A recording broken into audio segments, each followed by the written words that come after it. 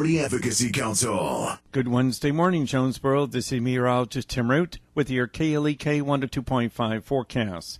Partly sunny today, a chance of a stray shower or thunderstorm, and the high near 90. A chance of a shower or thunderstorm tonight, most of the night, partly to mostly cloudy in the low 70s.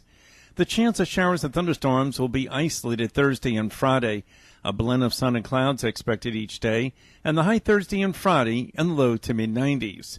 Your life, your music, we're KLEK 102.5 FM. From Feature Story News in Westminster, I'm Ollie Barrett. The 12 Thai boys rescued from a cave network in Thailand say it was a miracle they were found by divers.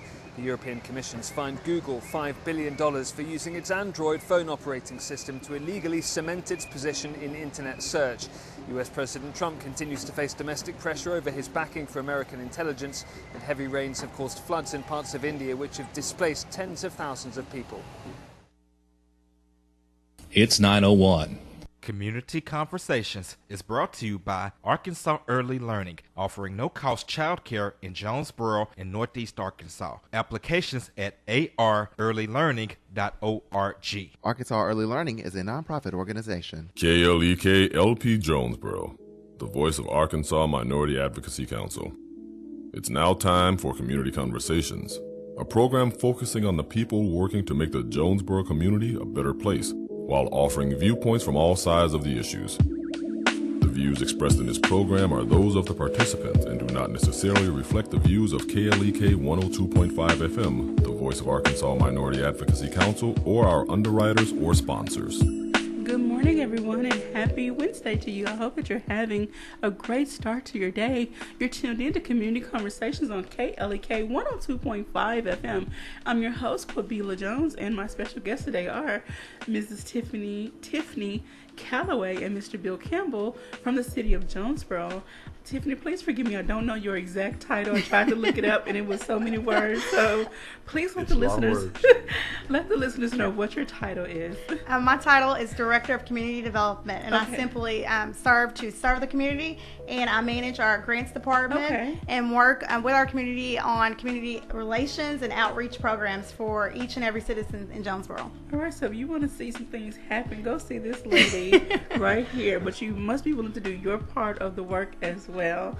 And Mr. Bill Campbell, please let everybody know what I know. It deals with communications, but please let everybody know what your title. I'm the Director of Communications. Okay. And he works side by side with the mayor, along with me and many other individuals in other departments. So he's another person to see if you want to see some things happen within the city. At least get the word to the right department. That's right. All right, so without further ado, we're going to get into our topic today. We're going to be talking about a 50-50 outdoor grant that is being, I want to say hosted. It's available through our Parks and Rec, which is a state organization. Grant opportunity up to $250,000. What? Yes, and so this year we're extremely fortunate in our city. Our city council recently approved a land purchase out at Craighead Forest Park. And what that means is that we're able to use that purchase as match money for this grant. So when we apply for these funds, there's not going to be any city dollars that we necessarily have to invest in this particular project. So we're extremely fortunate and excited to have this grant opportunity, and we're hosting a public hearing tonight at 5:30 in the first floor of City Hall, and we want all residents in the community to come out and voice their opinion. Tell us what type of outdoor projects they would like to see. We have a couple of example projects that we pulled from previous comment years. There have been lots of community input from over the years on projects community members want to see funded. Just as a reminder, last year we did make application for this grant, and the state funded our pump track that has been heavily used out at Craighead Forest Park. I've been on Facebook seeing videos of various citizens rollerblading on the pump track. You're right. Some more successful than others. So that's a really cool outdoor recreational grant opportunity that many citizens are benefiting from. So Bill, myself, our city engineer, and several members from within the city will be available to listen to those comments tonight, but we want to hear from you. We want to hear and know what type of projects you and your families want to see in the city of Jonesboro. Okay, so with this grant money, is there a particular location that is going to be funding? It just has to be at the city park. City Wow. park. Yeah. So any city park. Wow, that is amazing. And so this is, okay, people, I'm calling everyone out. If you want to see change happen in the city, you want to see the parks in your neighborhood upgraded, updated, whatever the case may be, some additions added, please go to this meeting and voice your opinion. Now, they will also have to fill out a consent form. A comment form. I'm sorry. I don't know why I got consent. Sorry. A comment form. And so this is where you can leave... it has some demographic information. Now, this is very important as well. Please explain why. Some people, when they take surveys or whatnot, why do you want to know? Why do you want to know this? So please explain why it's important to have this demographic information. So they're looking at our community outreach. They want to know that we've spoken to a diverse group of residents within the city, and so that information from the common parts will be submitted with the grant application. Okay. So it's very important that we include the young, that we include the middle age, as well as our senior citizens populations. They also want to know what race and people are, and so they want, again, a diverse group of opinions from within the city represented in this grant application. If people can't come tonight at 5:30, you can shoot myself an email, or if you see Bill Campbell out in the streets, let him know your opinions. That's where I'll be. We will all have comment cards, but we want to know what your thoughts are. And you mentioned a great point about neighborhood parks. Quabilla, I don't know if you know, but the city receives federal funding from HUD for our Community Development Block Grant. Okay? And so we're able to upgrade our neighborhood parks, upgrade our community centers with that grant funding. And so if you feel like your neighborhood park is inadequate or could use different types of playground equipment, again, this is a great place tonight to make that comment on these comment cards. All right, and even though on this comment card it says there are two choices listed, Craighead Forest Amphitheater and Earl Bell Center outdoor space, there's also space available for someone to write their own option in That's here. exactly correct. And so if enough people fill out these forms and write their options that are maybe different from what's on here, that can, get the attention of those that are giving the funding, or for those of you all that work in the city to say, okay, maybe we need to focus our energy somewhere else. Exactly. And I know one park, I don't know if it's considered a park. Well, yes, the University Heights Lions Club Park. Yes. That's one that has come up in discussion. Yes. Some people would like to see some additions, maybe equipment for adults to work out, or pavilions, or just something extra besides just a big open parking lot and only the playground for the kids. And I'm glad you mentioned that. So tonight also we're going to have a conceptual drawing of North Park. That's Jonesboro Park. We are looking at going after some federal funding to make major upgrades to that park. That park was actually, the city was able to acquire that acreage back in the 70s from a grant through the federal government. And so this new grant opportunity, they're looking to revamp parks that they've once funded that may not be utilized currently. And as we know, that park is not utilized. So we'll have a conceptual drawing of what we would like to see at that park, and again allow for citizens to give us comments of what they would like to see. So if you want workout equipment out there, let us know. Okay. If there's a new pavilion needed out there, let the city know. That would be absolutely amazing. I know that several organizations hold events out there. However, there could be some additions. We're definitely going to move on from that. If you want to get your voice heard tonight at City Hall, what on the first floor? First floor, it's going to be a come as you go. It's not a formal presentation, but again, city staff will be there to answer questions and to take your input.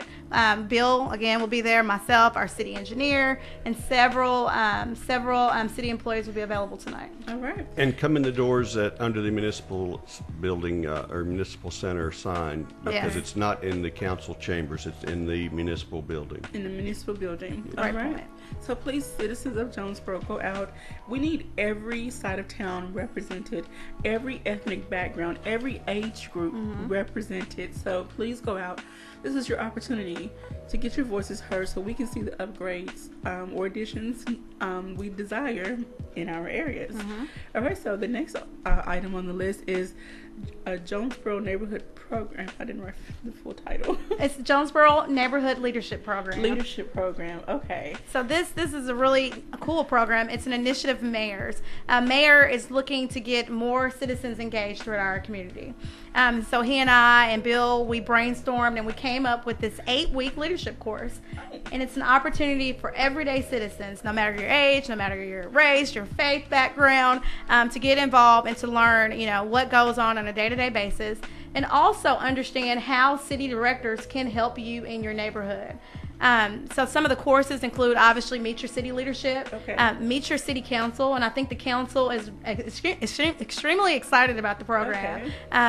They've commented on it at various city council meetings. I think everyone is, and I think it's needed, Tiffany, because we've learned from going to municipal conferences with the state that a lot of cities are needing, particularly young people and a more diverse, broad use of leadership, young leaders, people from different backgrounds, so we have more ideas. We have too many of the same people serving on various committees. Yeah, and this is going to broaden the base. This is going to have an opportunity for when there are vacancies on boards and commission, we'll have a pool of individuals who've dedicated 8 weeks, 8 different sessions, who have devoted their time to learn about city government, available to serve. I think this is a really wonderful idea. We're talking a little off air. I was watching the movie, and I got the idea of as in the elders of the city, need to try to find a way to reach the younger generation. Because at some point they're going to be our leaders. But if they don't have any clue of how things operate, then how can they lead? So we need to reach back, whatever you want to call it, to them and start teaching and training and exposing them to how things work. And so this is going to be a really great program. Now, what is the starting age to get into the 8-week program? So that's a really good question. 18 is what I would suggest. I haven't been approached by any high school students, but we're going to be transporting people all over the town and for liability purposes. But we're looking for 18 all the way up to our oldest residents. There's no cutoff limit. How long will each class be? That's a very good question, Bill. So first of all, the application process is, let me touch that. It's very simple. Go to jonesboro.org.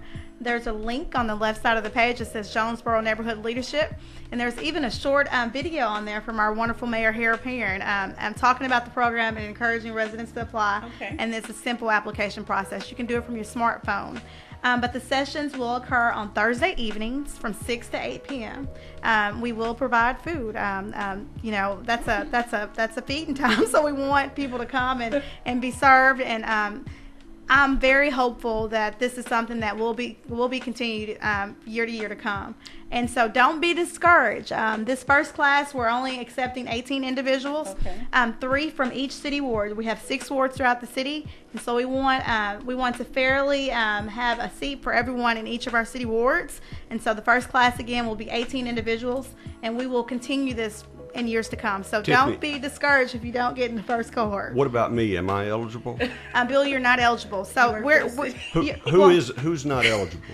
Okay, Bill. Bill, we are looking for people who are not currently involved in city government. We are looking for people who are not currently serving on boards and commissions. I've been accused of not being involved. Well, you are heavily involved, Bill. Okay. You're not eligible. And the selection committee that I put together that's actually going to pick the individuals served are very diverse. I have city council members on it. I have Dr. Karen McDaniel from Arkansas State University. She has agreed to serve on the selection committee as well. And so I have a diverse selection group. And so if you're not involved, if you've been itching to get involved, this is your way. Now, what worst case scenario, you don't have enough people to apply from the different wards, then what? Then I'm going to look to my city council and say, hey, go out and talk to your constituents and find people to serve. But, Quabilla, we've had 40 applications thus far, and Bill and I, we've just started. This is our first stop to really get out there and do outreach. We've had a couple of press releases, but we have 40 applicants already. And when do the classes actually start? The first class is going to be on September the 6th. That's the first Thursday in September. And they're going to conclude on November the 1st with a graduation. And location? Each of the sessions will begin at City Hall. Okay. There are going to be bus tours, and we will provide transportation for all those events. So each of the sessions will commence at City Hall. Now, for those that may have disabilities that want to attend the sessions, will the transportation you provide be handicap accessible? Very much so. Okay. It will be our JETS bus. Okay. That is ADA accessible. Can I just put a plug in? So I love Jet Systems. Thank you. Shout out to Jet and Mr. Michael Black. Michael does a fantastic job, and he's done a summer youth program where I can't remember the cost, but for a flat fee, youth have been able to ride the bus all summer. I think it's $10 flat fee, and there have been lots of kids utilizing the bus system. And Michael is very innovative. I'll put in a plug for him too.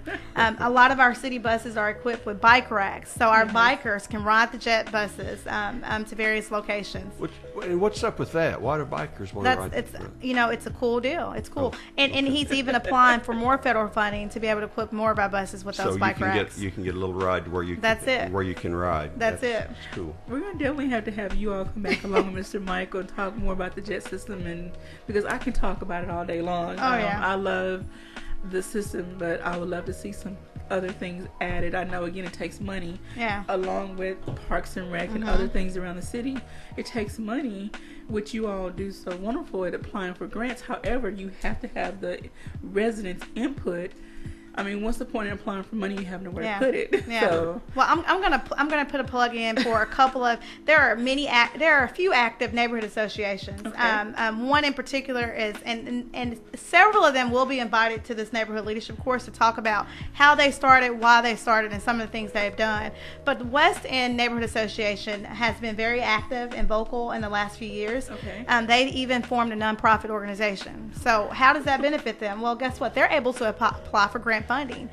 They apply for city community development block funds, and they also apply for other federal funds. And so they've made many improvements to their community, specifically city water and light park out in their neighborhood. So instead of being upset or hating, as the young people say, we need to try to get like them or be like them, and have a conversation with them and see how they got the process started. This can be done. That's right. That's what everyone needs to know. You can do it too. And I saw that Miss Emma talked about a little bit about on Facebook about revamping, restarting the North Jonesboro Neighborhood Initiative. I'm sorry, all those words got tangled up right quick. Yes. But we need to see the people, the residents, again, they have to come out and participate and support these efforts. I mean, what's the point in having a group if no one supports it? And let me quickly say that another great place to voice your concerns or opinions or give the city kudos for anything you think we've done well is our city council meetings. Yes. Come. There's an opportunity for public comment at the very end, and citizens are also encouraged to comment on any of the agenda items. Our councilman give them that opportunity. So if you agree with some of the things we're doing, we want to hear about them. Too many times we only hear the ones who disagree. So I encourage you, if there's something going on that you are appreciative of, or just any comments, come to our city council meetings. And we just had one on last night. The city council meetings are the first and third Tuesday of every month. So please come out and let us hear from you there as well. There are many opportunities for you all to get involved. And I say you all as in the citizens of Jonesboro, Craighead County. There are so many opportunities to get involved in what's going on with the city. Get your voices heard, but you have to make your presence known. You have to get out and go to these different meetings, especially the ones that are free, the public meetings, the public forums. Please go out and voice your concerns in a intelligent adult, a rational manner. I'm going to say it doesn't have to be that way. We've seen it done other ways. But I would just want to give, shout out to the city. You all are trying to do the best you can for the residents. However, if you don't know what we need, then that's right. How can you do your job? Exactly. Your input is our mission. And I just want to also throw in, this is a little side note, there is a survey going around on Facebook online concerning the JET system. I know, is it MPO? Yeah, Northeast Arkansas Regional Transportation. Yeah, they changed their name. Yeah. They also have other quizzes and surveys and things going around as well. So get involved in those things. Voice your concerns, share your experience so that they'll know what money to ask for, where to apply it, and things of that nature. How better to serve the residents of the city of Jonesboro. Well, Camilla, thank you so much for inviting Bill and I on today. This is a great avenue to reach a lot of viewers, and Leganzi has been involved in the community for so many years, and I'm so glad he has provided this outlet to make our voices available and to allow citizens to be heard. So thank you. And I'm glad he lets you be the voice. Well, thank you. I feel like I'm just finding my groove again. I had been out of the community service circuit for quite some time, but about 2015 I kind of got my feet wet again. I'm really trying to do my part in the community and encourage as many people as I encounter to do their part as well. I mean, you all can only do so much, but it takes us that actually live in the city and to tell you what we need. I'm sorry, my words are just not coming to me today. You're doing fabulous. She is defending Volunteer of the Year, so I would say she is. Yeah, good plug. And I know we have about a minute left, Kabila, but this year's volunteer banquet, the date has been set. Oh. It is the first Friday in November, and I'm believing that's November the 2nd. Okay. And so Angie Abanza, she is hitting that up in the Grants and Community Development Department. More information will be coming soon. So that is always a fantastic event.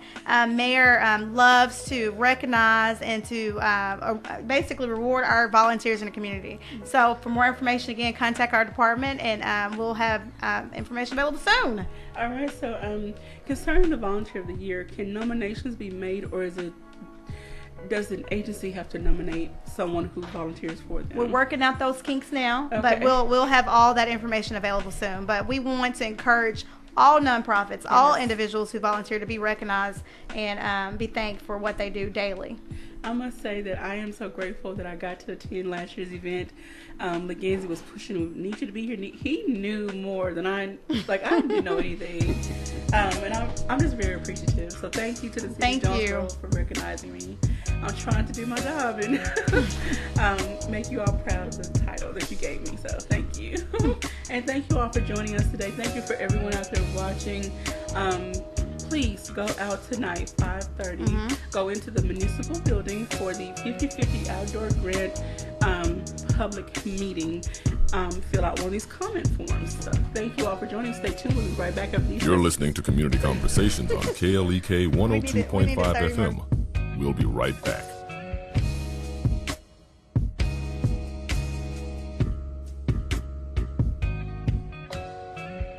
Looking for a way to